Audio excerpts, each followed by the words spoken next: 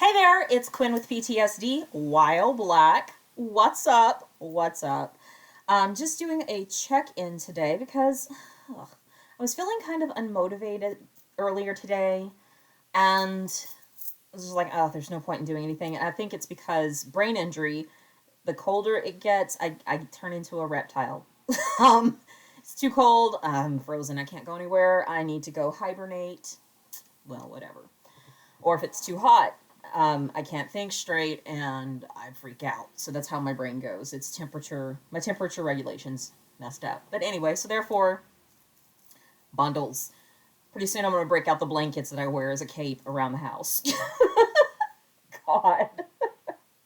Anyway, it's very interesting when I choose to have just a slight shift in my energy and where I'm choosing to be and what becomes possible. Today was like, okay, you've got cramps, let's rest. It's cold and you got cramps, rest with a heating pad. That's where my energy needed to be. And um, I just chose this morning to start my day focusing on, my old vision book and looking at, what were some of my older goals that I had had before the brain injury, before the car accident. And that was good to just step into that energy that I had created then. But then I just got off the phone with a girlfriend who, I swear, she only calls like in random bursts at random times. And she's like, we're just talking about like the whole situation I've been dealing with the gang stalking and all that junk. And she's like, despite these people doing what they're doing, you're still shining. You're still going to do you. And I'm like, yeah. And part of, I think, the limitations that I've had is that I've been trying to be in their energy, in their fears, in their hierarchies, which are not part of who I am and how I've had to grow and heal over the past few years with this brain injury. Their reality is not my reality. It's not. It's an antiquated experience.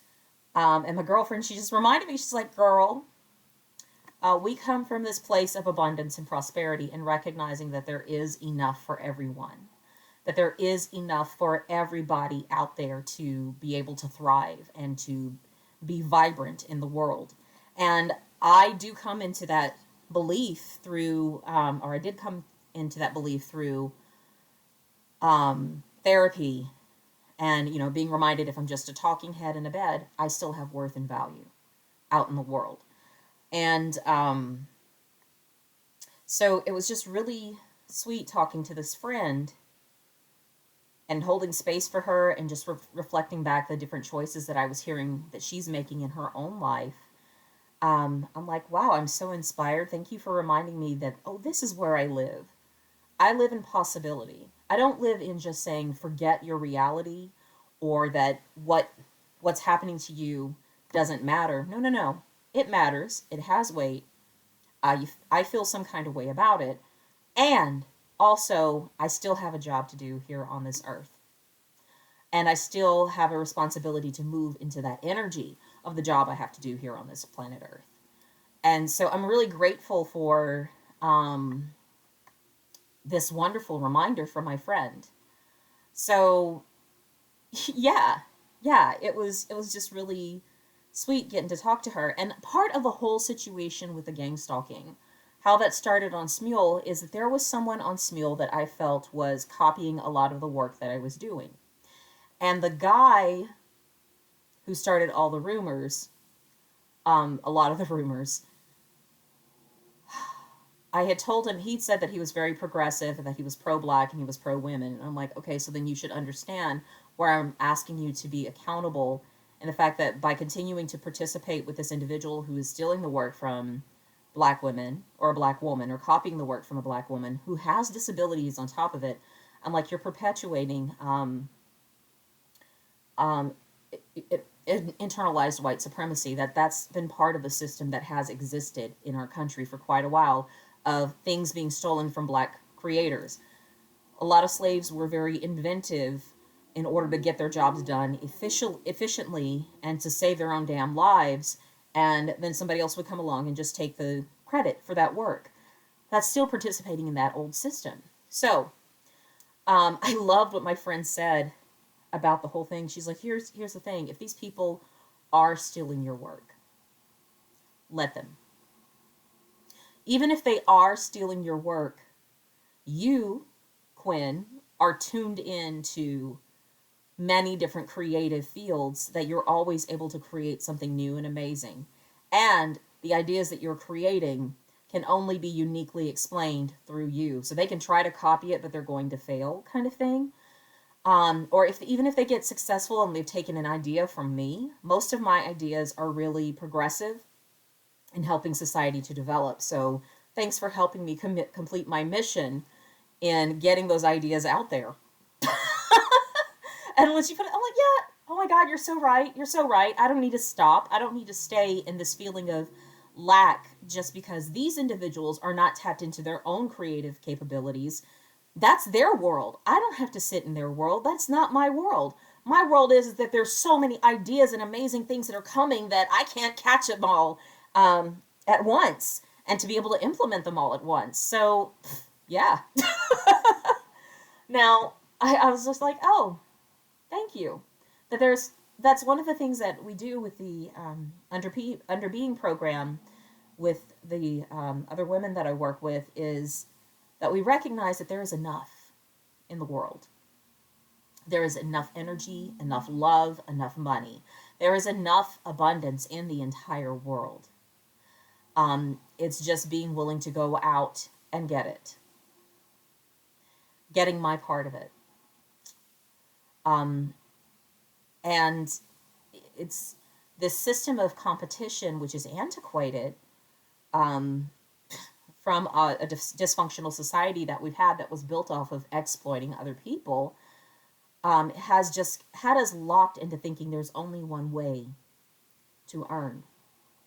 There's only one way to thrive or to be vibrant or to be wealthy. And I'm recognizing what's been happening to me lately with dealing with these gang stalkers and these people that have been in my energy is I've been with a bunch of people who only know this toxic limiting system. They don't know the system of abundance that I have been in for the last, I don't know, do the math, umpteen years, less 5, 6, 7 years, whatever, 2014 to today, 8 years, for the last 8 years, um, that things just work out for me. I'm not insanely wealthy. I'm not. I live in a 1 bedroom apartment in Fresno, which is not where I want to be, but my needs are met. My needs are met. I am getting what I need. It's being taken care of. Yes, there have been moments of lack, but it's also because I thought I had to be in that same fear based logic that a lot of us were initiated in this country. But there's just knowing that when I am in flow with all it is, when I am participating with the divine, walking hand in hand there's enough. There's always enough. And now it's really the metaphor that was given to me is to stop going to the ocean asking for a thimbleful of water, Quinn. You can have more than a thimbleful of water. I'm just not asking for enough to be completely comfortable. My needs are met. I have a roof over my head. I have food to eat. I have clothes on my back. I have gas in the car. Yeah, that's all great. That's all great. But I would also like to be able to live fully comfortably where I could physically exert myself and exercise and have the medical care that I need, or the medication that I need, or the healing therapies that I need to make my body and brain more comfortable after I do those things to take care of myself. So that's where I'm like, oh, that's what the next level is being able to thrive. Not just have my needs met, but to thrive. So yeah, just looking at the different types of energies that I can choose to live in. And realizing, I'm sorry, before all of this stuff had happened, I didn't know how creative, amazing, and out there I am in comparison to everybody around me. I thought everybody was super fucking creative and always coming up with new ideas and things to do. I didn't realize, again, that I'm an outlier with that particular ability. And that's what I get for assuming that everyone else does that all the time. Um, I think everyone can do it. I think everyone can absolutely do that. It's just whether they choose to or not. And instead, people chose to try to take and steal from me instead of saying, "Hey, how do you do that?" "Oh, I'll show you. Let me show you how I do it." Let me show you how I do it. Let me show you. Okay, anyway.